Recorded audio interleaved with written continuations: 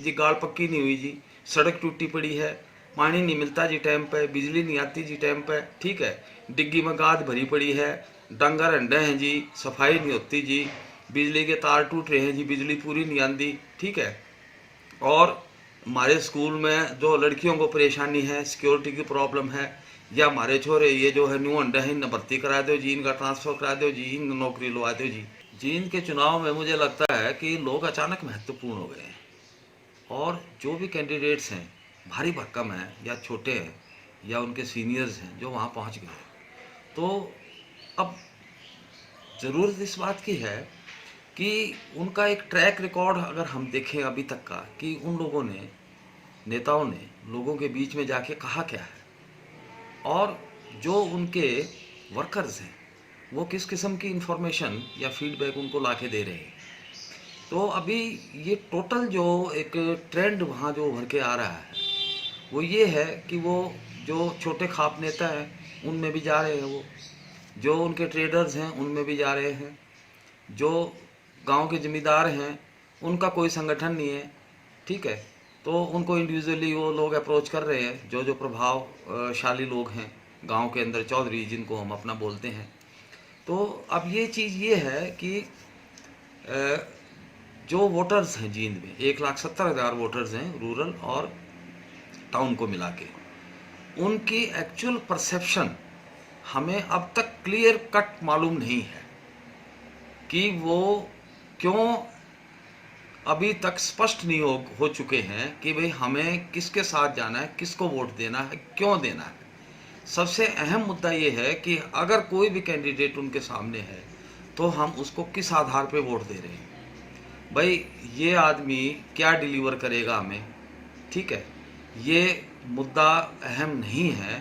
अहम मुद्दा हो गया है कि ये किस कैटेगरी से आ रहा है, किस जाति से आ रहा है, ये मुद्दा उनके, ठीक है, अहम हो गया है।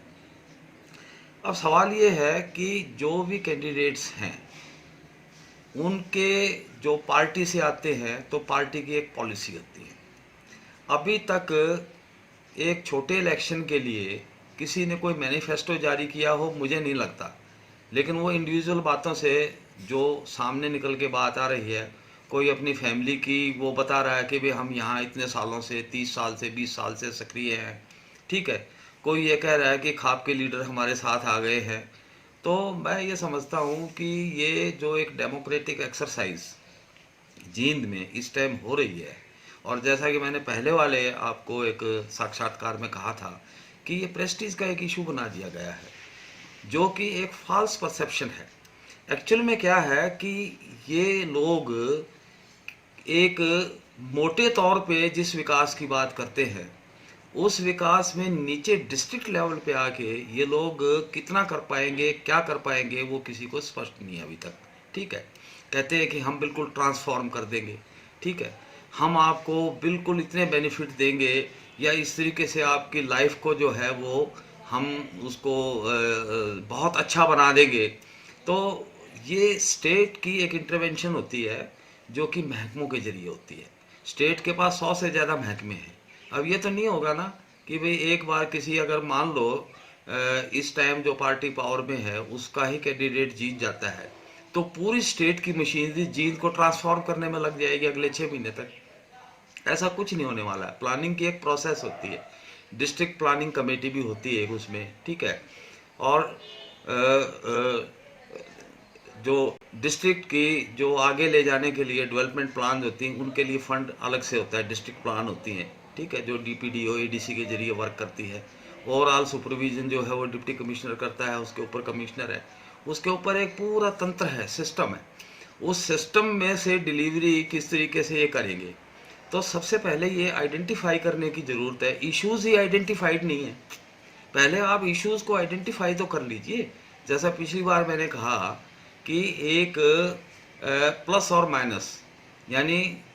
कि भाई क्या बकाया है, क्या और होने की ज़रूरत है। जिस तरीके से दुनिया बदल रही है, जिस तरीके से लोगों की अपेक्षाएं आकांक्षाएं जो है वो बदल रही हैं, तो लोगों को क्या चाहिए एक्चुअल में, इसके लिए कौन आदमी उनको इनपुट देगा, कोई बॉडी इनपुट देगी, क्या करेगी, कैसे करेगी, किसी को मालूम नहीं है। तो ये सारा का सारा जो सिस्टम, बहकावे का जो सिस्टम है ना पॉलिटिक्स के जरिए, तो ये सिस्टम जो है ना बड़ा ख़राब सिस्टम हो रहा है। और इसका रिकॉर्ड कौन रखता है? जो जो नेता लोग जो कह रहे हैं कि आपने ये वादा किया, ये पूरा नहीं किया, पिछले 5 साल में पूरे नहीं हुए, ये नहीं हुए, वो नहीं हुए। तो मेरा कहने का मतलब ये है कि जो कल्चर और आर्ट के इशू हैं, ठीक है, जो एग्रीकल्चर के एक डिस्ट्रेस के इशू हैं, और जो खाप को लेके ये सामने जो आ रहे हैं कि भी हमें इनकी जो सपोर्ट हमें इनकी मिल रही है, तो वो क्या मतलब है कि कोई पंजाबी समुदाय की सपोर्ट है, कोई इसकी। आप समुदायों में वोट आप सपोर्ट क्यों मांग रहे हैं? ठीक है, कम्युनिटी जो है ना, कम्युनिटी का मतलब जाति नहीं होता। कम्युनिटी जैसे मैं कहता हूँ कि विलेज कम्युनिटी, तो village as a unit, wholesome community की किसी भी कैंडिडेट के प्रति क्या राय है, तो all the votes are divided, और वो बिल्कुल जातियों में डिवाइड हो गए हैं। मेरा कहने का मतलब ये है कि ग्राउंड लेवल पे एक्चुअल जो वास्तविक जो वस्तु स्थिति है उसका आकलन करके, स्टेट के पास रिसोर्सेज होते हैं, और जो भी एमएलए एमपी या सीनियर लोग होते हैं, लीडर्स होते हैं, वो बहुत सारे और लोगों की मदद भी उनको मिलती रहती है। तो क्यों नहीं एक इस किस्म का कोई एक वर्कशीट जो है बनाई जाए, जिसके ऊपर हम लोगों को स्पष्ट तौर पे ये बताएं कि भाई ये आपके डिस्ट्रिक्ट में नहीं हुआ, ये तो हम बकाया करेंगे, और ये हमारी आगे की योजनाएं हैं। अब उनकी योजनाएं क्या होती हैं जी? गाड़ पक्की नहीं हुई जी, सड़क टूटी पड़ी है, पानी नहीं मिलता जी टाइम पे, बिजली नहीं आती जी टाइम पे, ठीक है, डिग्गी में गाद भरी पड़ी है, डंगर अंडे हैं जी, सफाई नहीं होती जी, बिजली के तार टूट रहे हैं जी, बिजली पूरी नहीं आती, ठीक है। और हमारे स्कूल में जो लड़कियों को परेशानी है, सिक्योरिटी की प्रॉब्लम है, या हमारे छोरे ये जो है न्यू अंडे हैं, इन्हें भर्ती करा दो जी, इनका ट्रांसफ़र करा दो जी, इन नौकरी लगा दो जी। तो ये जो बेसिक इश्यूज़ है ना, जब तक इनको एक बहुत बड़े लेवल पे लॉन्ग टर्म की दीर्घकालीन योजना बना के और उसको डिस्ट्रिक्ट लेवल तक नहीं उतारा जाएगा ना, तब तक मेरे ख्याल से लोगों की ये अपेक्षाएं आकांक्षाएं यूं ही बनी रहेंगी,